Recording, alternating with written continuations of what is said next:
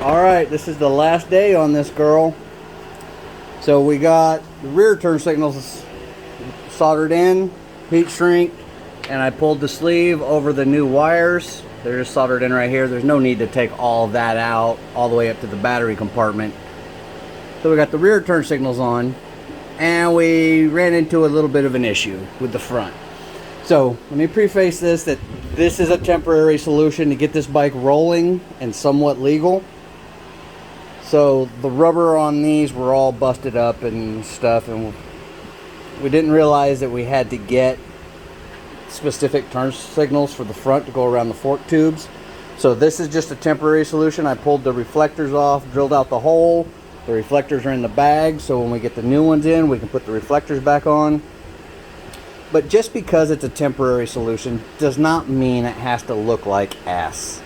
So I'm not, the longer I look at this, the more I kind of like this look, but I know it's not right.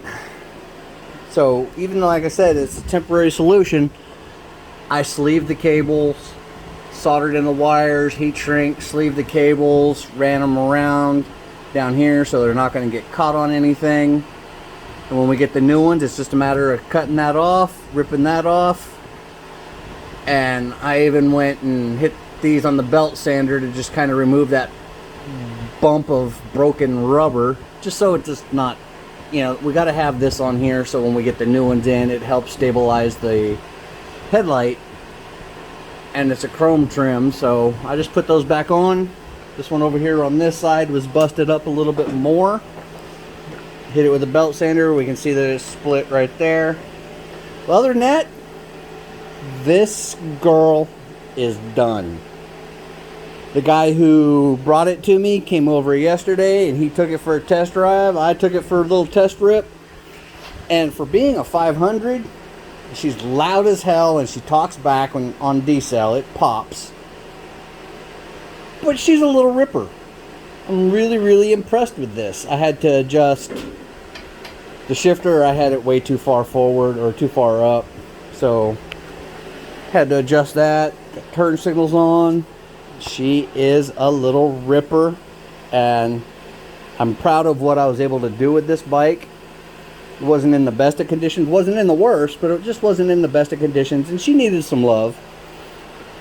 And we had a price for me doing this, and I went well above and beyond that with the work that I put into it. Mainly because I know the girl who owned it, and she was pretty proud of the bike, and she wanted to learn how to do some of this stuff, and unfortunately we couldn't get her over here. But we documented it, and she's been watching the video series. So, Sydney, I hope I did you proud. She's looking good. And I tell you what, the more and more I look at those turn signals down there, the more I kind of like it. It's just a me thing, I'm sure. But it's only temporary, but I sleeved the cables because sometimes a temporary solution, there's nothing more permanent than a temporary solution that works. And it works. So that's it for this girl. It's time to get her out of here.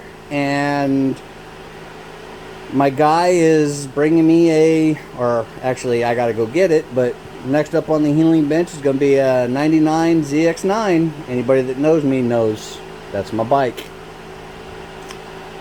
If you followed these video series, I'm proud of you. I hope that maybe I did something or explained something here that might possibly help somebody out on any project they're working on. And if I helped one person out, it was worth it. Girl's ready to rock.